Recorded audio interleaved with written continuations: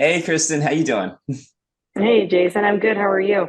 I'm not too bad. Let's jump straight in. So, why don't you tell people how you got OP, how you found me, just the whole process kind of thing? Yeah. So the first time I kind of started having issues was about 8 weeks into my first pregnancy. Kind of at that time, I guess that the relaxin sets in. And people kept telling me, "Oh, it'll get better in your second trimester," and it didn't. Throughout my pregnancy, there was just times where I had a hard time walking. I would like seize up in pain. I remember walking through the halls one time and somebody thought I was in labor because I was in so much pain. But it wasn't. It was just, my OP was acting up. I didn't know. I didn't have the terminology at all for that. I knew there was something with my SI joint. I knew, kind of that as an, and I thought maybe my sciatic nerve, but I had no idea what it was. It got better though after I had the baby. It went away. And then I had my second baby once again, 8 weeks, it set in, same set of issues, horribly painful pregnancy. And that time I thought it was better after I had the baby. Then I started to try to get more active around 6 months. And I was like, okay, I'm not okay. I was back to being in a lot of pain once I started to become more physically active. And so I did physical therapy for a while. It kind of helped, didn't really, I don't know. It was and then, right as it seemed like maybe it was getting a little better, I got pregnant with my third baby. And uh, I actually did a little bit better through that pregnancy. And maybe it was because I was seeing a physical therapist through the beginning, at least. I got further into pregnancy before I had a lot of pain. Um, but after I had the baby, I did not get better at all. I was in a ton of pain. I had days where I couldn't walk. You know, I couldn't even, I didn't even feel like I could take care of my kids a lot of the time. So it's pretty awful. And so around 8 months, I finally asked my doctor to do, it took that long, 8 months for me to be like, okay, I really don't think that this is just going to go away. So around 8 months, I asked for a pelvic x-ray. And that's when I finally heard the term for the first time, osteitis pubis, I guess. And so for the first time, I had like a diagnosis, and I had been at this point, I had seen multiple pelvic specialists, and nobody had really been able to help me. Um, and so I finally had a name for it, and I got it into the Facebook group for people with it, and that's kind of how I found the OP clinic. So I met with Jason probably like a month after that, so like 9 months postpartum. And I was like, oh, that sounds really cool. Like, but I was in the process of moving. And so I was like, I'll do it when I can commit more, to it. So I put it off. I ended up putting it off for another like 9 months, which was silly. I tried to do some like other physical therapy during that time. And I even considered having a pelvic fusion, which I ultimately decided there was no way I could do that unless I at least gave the OP clinic a try. So then I finally started it around 18 months postpartum. And yeah, it was a ton of work. I mean, I had 3 kids. I don't work full time, but I do work some. So between like a job and dealing with, 3 young children, Your husband it was travels too, doesn't it? Doesn't he? He travels a bit for work. some, not Yeah. too much. But yeah, it was still like it was still just a lot. And so, but I made a commitment to it that I was going to do it. And we talked about the financial commitment that like ultimately it's worth it, especially because not getting better, that's not an option. Like I have to be able to be a mom, I have to be able to function. And so the financial commitment is certainly worth, the payoff.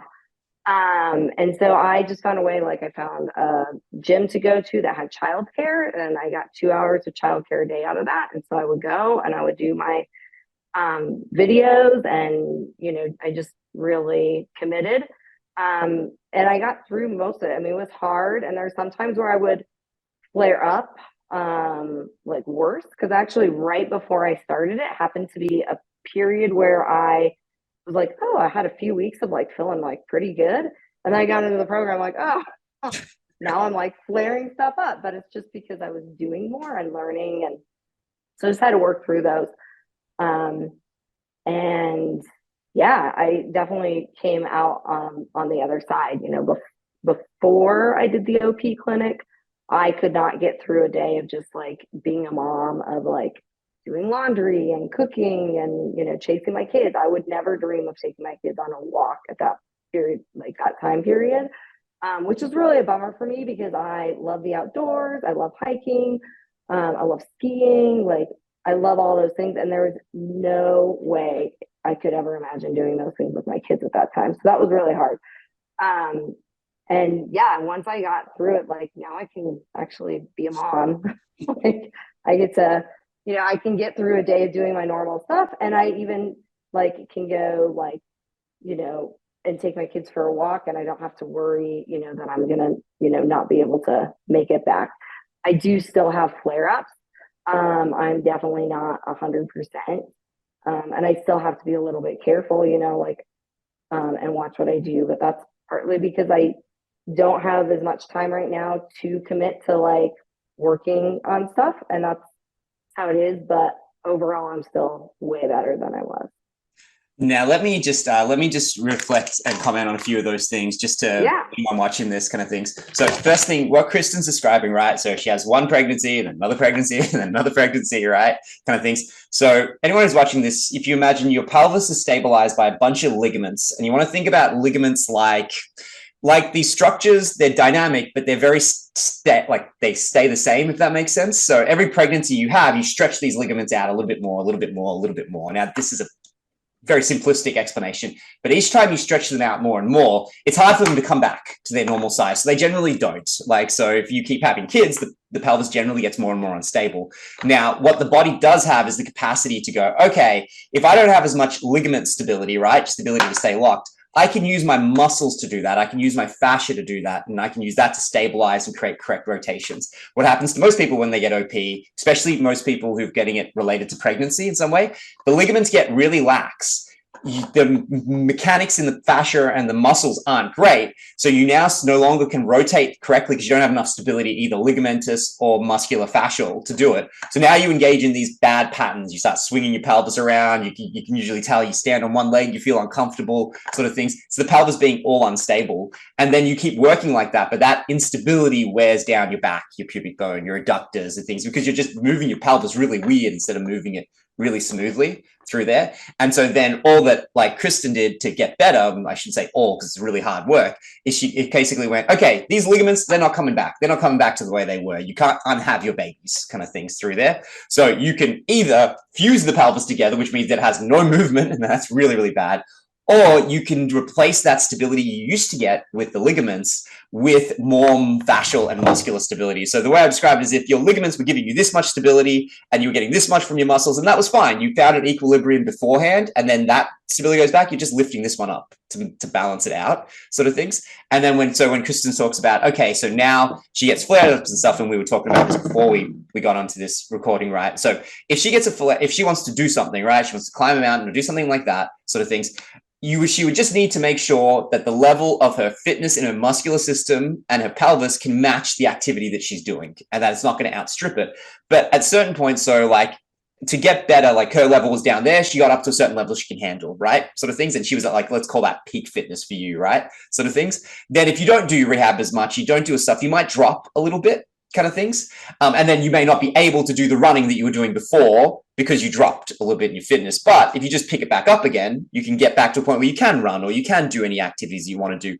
Anything. But obviously, like your life, like you, Kristin, and you, whoever's watching this life, might not dictate that. Or you might just choose that it's more important that you make time to go see your kid play a sport or do something like that than to choose to spend time in the gym. You don't mind being a little bit more vulnerable, your pelvis not feeling perfect if you get to other things in your life to go through it. And to me, the thing that I think is most important, and we were talking about this again before earlier, just the idea of control. You get to choose and you don't feel out of control in that. And anyone watching this, that's the most important thing, is just kind of going, this is not you're broken and then you're better. This isn't a black and white, oh, if you tear an ACL, you break a bone, that's so much easier to deal with. You cast it, you rest it, it heals, it returns back to the way it was. Whilst it's like, oh no, you can't have these babies, you can't change what's happened to your pelvis. You have to adapt and change and maintain your body kind of things. And then if you do this though for a long enough period, what will happen is that you do incrementally get stronger. So if you do keep up some form of rehab, even if it's not enough to keep you at a perfect level, as the years go by, you will continue to get stronger and stronger, and it will take less and less as you get further away from the point at which you had injury, because your body will cumulatively continue to get stronger. And strong is a difficult term because you think you get older, you get weaker. That's true for your absolute output, how fast you can run, how high you can jump.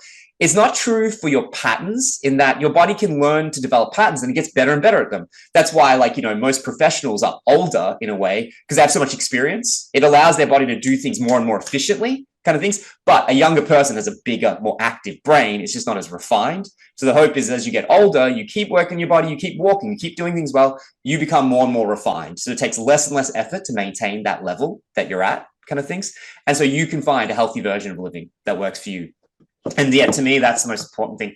Then coming back to just one other thing that you said was kind of like to dovetail into a conversation we were having before, just that idea of like, okay, cool, big financial commitments, try to get better, right? Worth it, but only worth it if you do the right things, you kind of committed to it. So like when Kristin was doing this, like I was just laughing because she was just like, oh, I really like this versus other physiotherapy because like there was accountability. I had to send you videos. I had to do these things. And I turned around and I was like, oh no, you don't have to do those things. Lots of people don't do those things. Lots of my clients don't do those things. But if you're wanting it to be a cost-efficient process, right? Well, it would make sense to, when I like prescribe homework, for you to send me that homework in the form of video so I can look at your form and correct it. And that I'm asking you to do that twice a week. Well, clearly you're probably going to get better faster, like if you do that twice a week rather than once a week, or if you skip an entire week entirely, kind of things through there. But we were laughing because it was just like, well, some people don't do that kind of things. And right. Generally don't get better as fast because it's just, you know, let's just logic kind of things as that works, as that goes through.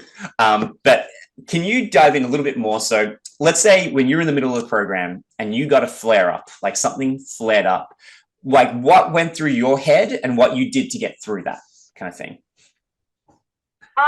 Honestly, I know some people, like, because there were several women actually that kind of had a similar story to me that were going through the program at the same time, and we kind of were connecting.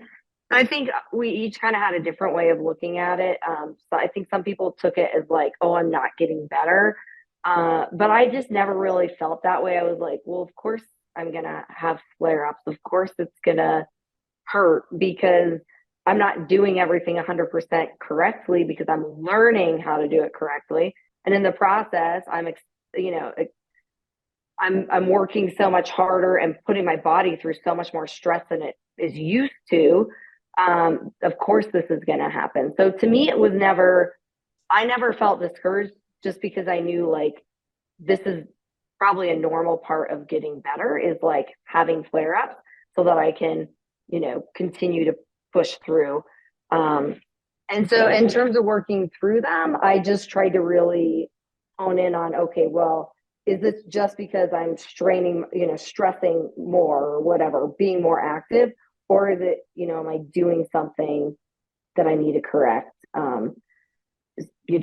Looking at it. And honestly, I didn't have too many terrible flare-ups, just because I really felt like the program was so like straightforward. And, you know, Jason, you were always so good at, you know, giving advice. And if I did have something, you know, you'd be like, okay, well, here's what you need to correct or whatever. So.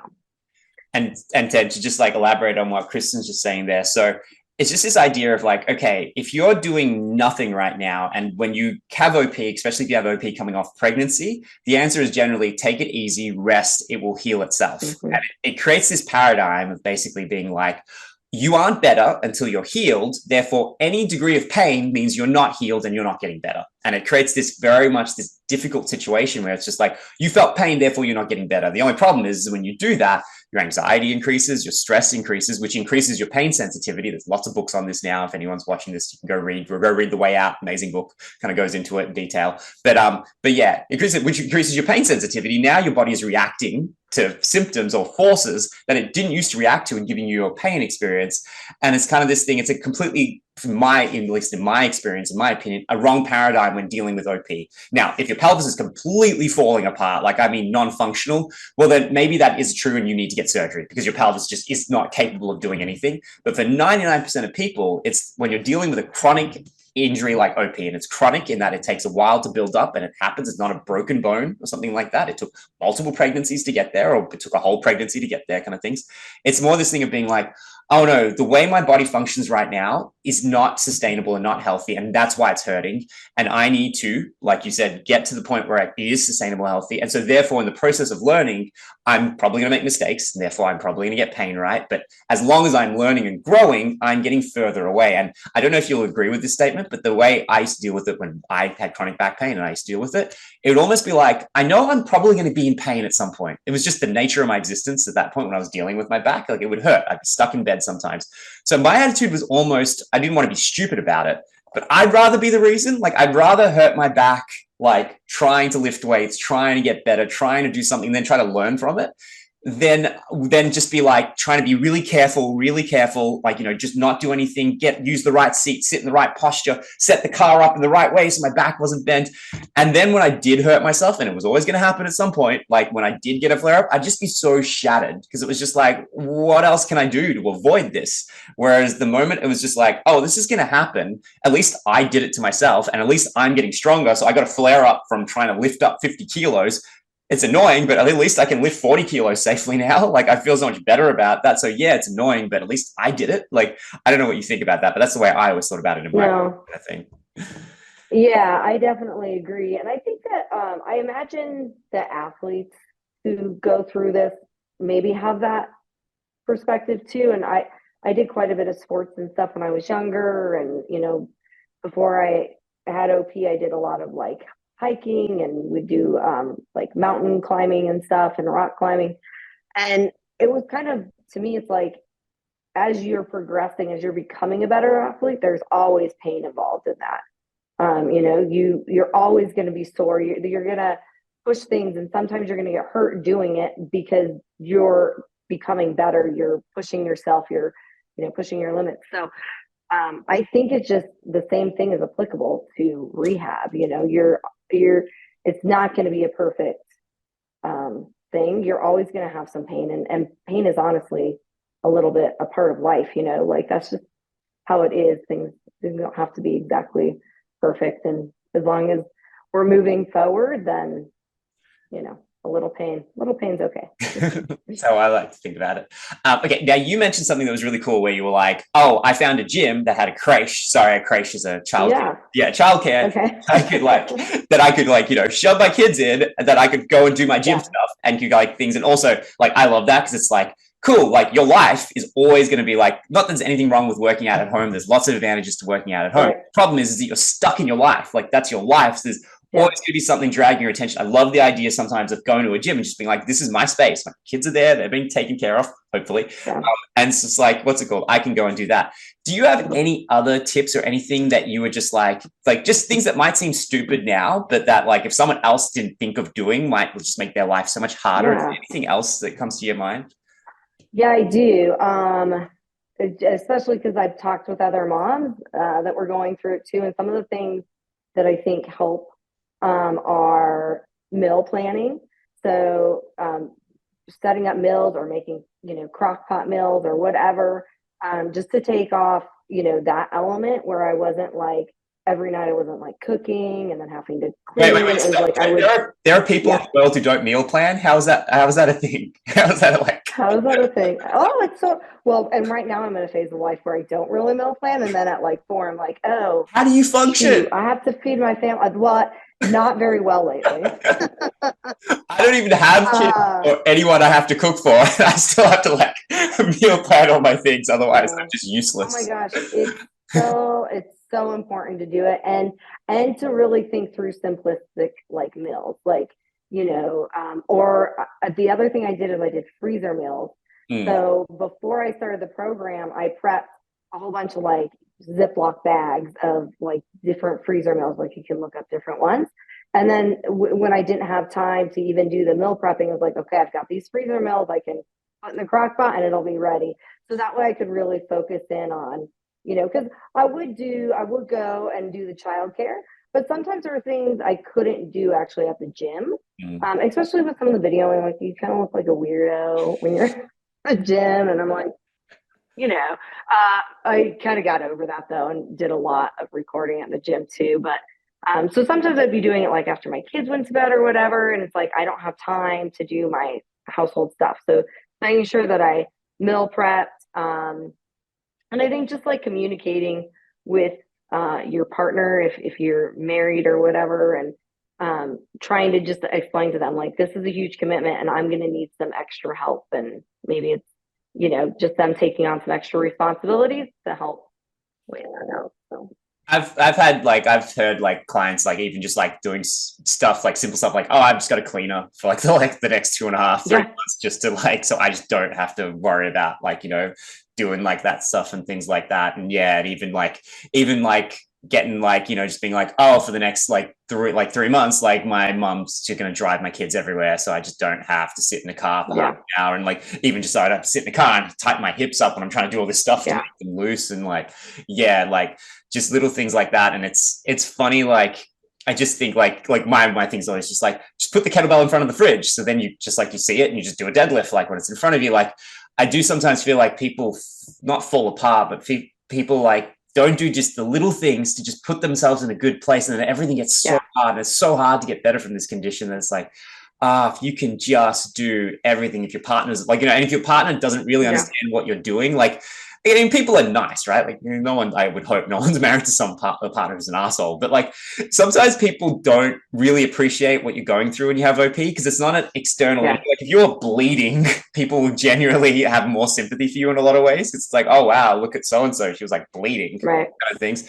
Yeah, it's hard for people to sometimes from the outside to appreciate how much pain you're going through, to anyone who's this. And even just the nature of the pain, you get pain in this very vulnerable location. It's very different to when you get back problems, you get things. It's a different emotional and physical experience. And sometimes you need to sit people down and just be like, hey, this is really ruining me right now, kind of thing. Because they won't know. They won't get it, kind of thing. Yeah, I think that's so true. I think actually, I mean, having OP and going through more so before I got to the rehab point, I was a whole different person. It was very depressing, and I'm not usually a depressed type of person, but it was just really, it's very mentally hard. And I don't think people quite understand, like, especially when, like, as a woman going to an OB, and like while I was pregnant and trying to tell them how much pain I'm in, and they're just like, well, that's just how it is. It's pregnancy. And I'm like, I don't think this is actually just like normal pregnancy though, because I've talked to a few women who had that kind of pain during pregnancy, but like, most women don't experience that. So it's like, just to be written off, and then you kind of keep getting written off, and that's just really mentally hard. But one of the things I was going to say though is I also had to really cut back on what I was doing in life to make the rehab program work. So I didn't go out, like, I'd like to go out with my girlfriends, to go meet up with them or whatever. And I just stopped doing some of that for maybe a month or two, just to get through the initial part. And it wasn't that I didn't ever do it. It was just, I cut back on things and I made sacrifices because I knew that this was the priority and that I could do those things once I got through this. So, we all have just so much in our lives, and sometimes it seems so hard to like cut certain things out. But, I didn't go to certain mom events that I would normally have done. I wasn't as active, like at my daughter's school. Like, I just really focused in on doing the program and making my healing the priority, because I knew once I got through it, then I could go back to doing those things, and it wasn't a permanent thing. And it's not like I would say for every single person, don't do social things, but like, I think right. What you're describing there though, which is kind of like, what is it going to take for you to be at your optimum? So for some people, right, they'll be like, oh, can I do some exercise, like do some like cardio during this? And my general answer is just being like, cool, like, yeah, you might do some cardio, might cause you some pain, but if it's going to give you more energy, make you feel better about yourself, drag you out of some depression and make you feel a little bit better, then like do some cardio. Let's pick the right kind of cardio, and let's, like, and we'll manage whatever soreness you get. Like, we'll just try to minimize it as much as possible, but let's get you in the ideal state to get through this rehab and stuff like that. And on the flip side, like what you're describing, well, maybe that is actually going, because you can always find more time. Anyone can find more time. That's fine. You can go to your events and things, but are you going to be in a good headspace? Are you going to have good energy? Are you going to have good things? Because it's like, it's fun going out, but like, especially for me, like introvert, right? It's like, oh, I enjoy going out, but it is draining, right? Like, I come going out and doing something like that, and I need to like lie down and chill and stuff like that. It's not the right time for me to go and try and do rehab and stuff. So like, it is that little bit of just being like, hey, kind of like, obviously there's important things in people's life, like, you say that this is the most important thing, but it wasn't your husband, your kids, like those things. But it's just kind of going, it was the most important thing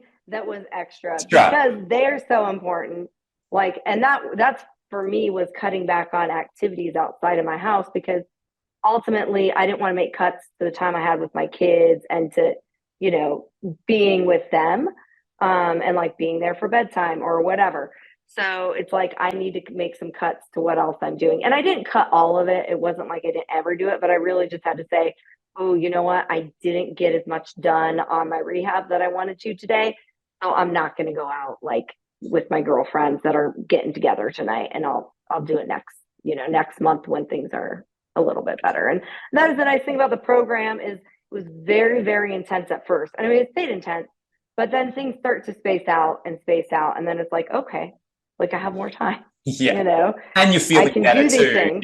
And you're feeling better too. And you can things. I do want to just like emphasize what you're saying. This, like, just to make this clear as possible to anyone watching there, just that idea of being like, all this stuff is malleable and you are making decisions even when you don't think you're making decisions. And that, like your ability to be in a good headspace, be calm, have the time to do things and making it a priority. Like, and those other priorities are more important. Your kids are more important, but it just being like, oh, hey, if this is the priority, that is like your health, which is your health, right? Your health should be that next priority. It should be like that thing. And so like, if you can get it as high up for this short space of time, then you will get better. And if you are trying to squeeze it in amongst all your other things, it just won't work, because it just asks, like, to get better, asks so much of you to change all these things to we go back to that thing. You had these ligaments who are keeping you healthy. You're now changing completely how you stabilize your pelvis to a new version of it that you've probably never done in your entire life.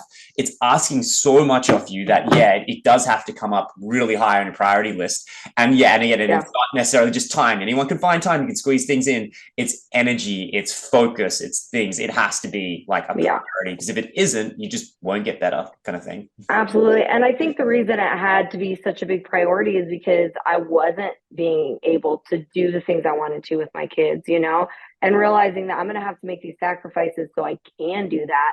And so that's why it was such a huge priority, because it's like, I honestly felt bad for my kids' childhood, because I was like, gosh, like I want to go up skiing with my kids. Like I want to go on this hike with my kids, but I can't do that. So my kids are missing out on these opportunities, and they don't really know their real mom. They know this mom who's like, we can't go walk around the zoo today, because that's mom will be like in so much pain by the end. I won't be able to get us home, so it really, in order to do the things you want and to be the person you want, you have to make that, your healing a priority. And like, that's it in a nutshell. It's just, that idea, that just thing of saying like, what is important kind of things. And like, what will you be able to do if this thing isn't holding you back kind of things. Like, I think sometimes people can lose the forest from the trees, in that it's kind of like, oh, like, I don't want to lose my fitness. I don't want to put a little bit of weight on. Like, I don't want to do like people will be like, oh, I spent an hour and a half on the bike. And it's like, cool. Why? Like, that's like a lot of energy to be on the bike for 20 minutes, like things. And, because like their priority at that point, whether they're acknowledging it or not, is like, I don't want to put weight on. I don't want to like lose this. I don't want to miss out on this. I don't want to.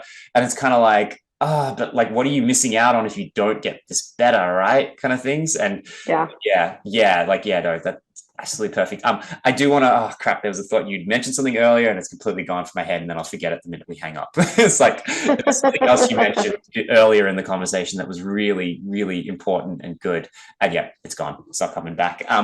Any last thoughts or any other last things do you want to say to anyone who's going through this, who's like just struggling, or anything, any words of wisdom do you want to impart on them before?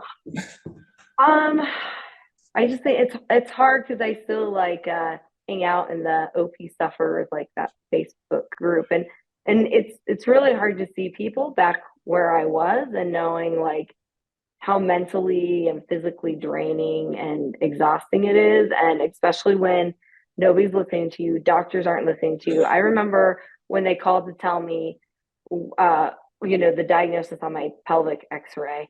And, she tells me what it is. And she's like, oh, and there's some arthritis in there. And I'm like, oh my gosh, there's arthritis. And, that doesn't sound good. But anyways, and she's just like, oh, it's not a big deal though. It's, it's just what happens when you have babies. And I was like, okay, well, first of all, I don't know many women that are in as much pain as me, like 8 months after having a baby. So it's just like, I get that and I see it over and over again in other people's comments, like they are, they're not listened to by the doctors. They're not listened to by therapists. Like, there's just a lack of knowledge and understanding on what this is. And it feels like you're a little bit crazy too, because one day you're in so much pain. And then the next year you're like, oh, I'm fine. Like I could hardly walk yesterday, but now I can walk just fine and I'm not in pain. Like, and then, the pain moves. And so you start to like think maybe you're insane, like what is wrong with me? And then when you're being constantly dismissed. So it makes it that much harder, I think, to get the help that you need, which is probably why I took so long. Like after I did the initial consult, like there was a lot going on in my life, but I probably could have gotten back to it within, much sooner than I did. But it's just really hard to like move out of that sometimes. So if you're on the fence, like, I don't know, you just have to really commit to it and remember that, just look at how many people have gone through the program. And even if they're not perfect, everyone, I never see someone who's like, I really wish I hadn't done that program. So I think it's just worth it. I haven't. I'm glad to hear that, at least. You did just mention the two things that I did actually want to remember. Okay, so the first one was the doctor thing, and then the second one was when you started the program. So that was the absolute correct thing to do in terms of being like, hey, let me like get moved, get settled, let me be in the right headspace. Like you're never perfect, right? But like, let me just feel like I can give this my best effort right now. Now, obviously, like, if the attitude was like, oh, well, when I've got plenty of time, it's like, well, cool, you have 3 kids. That's not going to happen. But there are different points. It's like, cool. And then your kids will leave and then they'll have children. And then there's like, hey, mom, can you babysit? Like, here are 5 children screaming around. But it's like, oh, there are points in your life and points in the year even. Like, there are kids go on holidays and kids are not at school, like stuff. Like, there are different points in the year and in your life where it's like, okay, this is going to be my best shot to give this my best effort. Oh, this actually isn't. And if I could impart on anyone watching this, the idea that what I would ideally like to do with people is to get them, hammer them, make them like just be intense, be in their face all the time, make them change their body, and then never see them again. Just like it is in the shorter period I can do that in, the more successful as it is. If you can actually get better in 8 weeks, you will stay better for longer and it'll work better than if you take 16 weeks or 24 weeks or a year kind of things. It just works better. So it's like, oh, I just want to get in your face. I want to force you to change your body and then be like, cool, you got this now. You know exactly what you need to do to maintain it. Cool. Let's like never see each other again until we do one of these testimonials, maybe kind of things. So it's like, that's the ideal thing. So yeah. And then the other thing, which is probably a more important topic, is the idea of like, cool. So you have all these people, these doctors, these people who are seeing like, and to be fair to them, they're seeing a million patient, like pregnant people who are coming in saying something hurts, like my stomach hurts, my back hurts, my things. So it's so easy for those people to just go, you're like all those other people that I've seen. It's just bias. It's just, confirmation bias kind of things. So it's like, and so every time you get someone who tells you that, like, it's not trauma, like when you've been assaulted trauma, but it's a form of trauma. Someone just not hearing you, and basically by not hearing you, they're telling you that what you think and what you feel doesn't matter, kind of things. On some level, that is what they're doing, even if they don't mean to do that, kind of things. And that's kind of its own form of PTSD. And like, I don't know if you noticed me doing this, but a lot of the time I would ask you questions where I'd be like, hey, hey, Kristin, what is it going to take for you to feel like you're better? Like, we're getting towards the end of this now. Do you feel like what does better mean to you? What are these?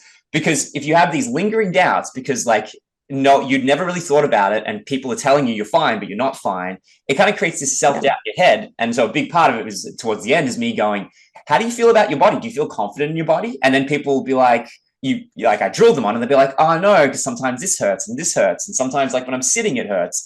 And then for me to not tell them, well, that's normal, you're okay, just ignore it, kind of things, but to be like, hey, can I give you a bunch of information about this, give you a bunch of information about how chronic pain works, about how pain sensitivity works, about how this is, can I get you to read this book? Because what I would very likely to do is I have a view of the world and how the body works, and I think it's very sustainable and functional, allows me to use my body even if it's not perfect and live my life. And I think like that's what you have at the moment, which is a functional view of your body. It's not perfect, your body's not perfect, but it's functional. You can use it and you can make it stronger when you need to and stuff. And it's like anyone watching this, it's like, I want you to have that point of view, but there are going to be things you feel and experience in your body that might tell you the opposite of that. Be like, yeah, but if I was better, why would it hurt when I'm sitting? Why would it hurt when I'm driving? And for me to be able to go, hey, if you can learn about this, if I can explain this to you, but at no point would I want to be telling you that. I'd want to be explaining something to you and then allowing someone to come to that point of view. So anyone who's watching this, just this idea of being like, oh, hey, when you go and you see a doctor and they tell you that, it's gutting. It's really gutting. And you want to acknowledge that. You want to acknowledge that you went through this really long period of time where people were kind of telling you were crazy, even if they weren't outwardly doing it, because they just weren't believing you. If you're not believing someone, then they're kind of crazy. Like, that's just kind of like, you don't believe a crazy person, like sort of things. And you want to acknowledge that and understand that that will be a part of you getting better, will be kind of reclaiming the confidence that you have in your body and just reclaiming it, whilst at the same time acknowledging that, hey, you had a kid and then you've gone through OP, you're probably 3 or 4 years older than you were at the beginning of all this. So like, if you were 30 and then you were 35, you probably expect to feel a little less fit, a little less healthy at 35 than you would have at 25. And just being like, oh, hey, a big part of this is going to be getting your confidence back, getting back to a point where you feel like, oh, hey, I can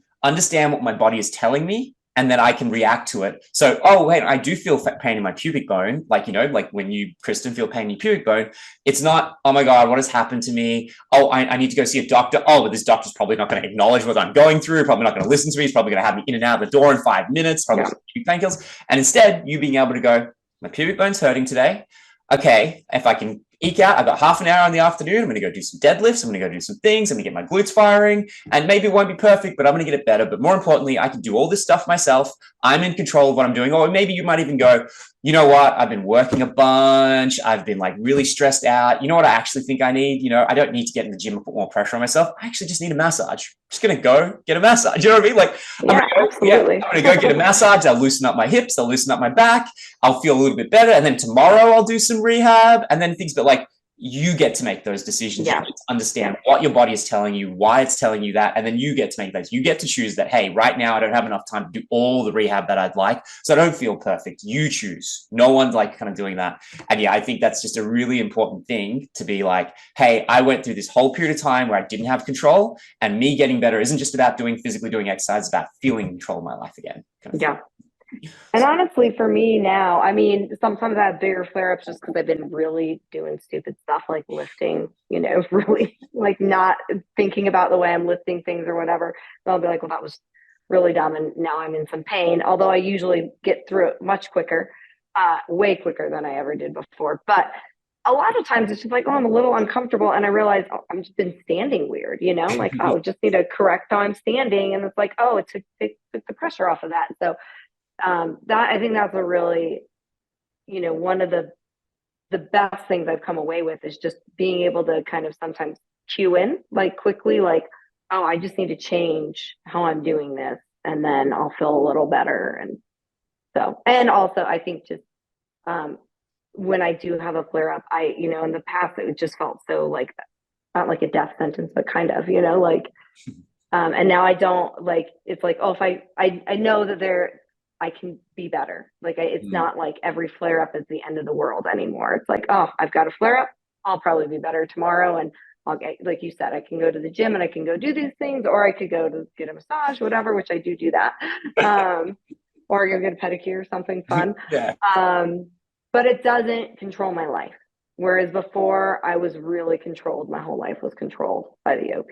But this year I went downhill skiing like 6 times and cross country skiing a few times. And so those things that I never thought I would get to do, I get to do. And it's been great. Oh, that is so awesome. Awesome. Thank you so much for doing this, Kristin. Yeah, anyone watching this, I hope you can take a lot, but thank you so much for doing this.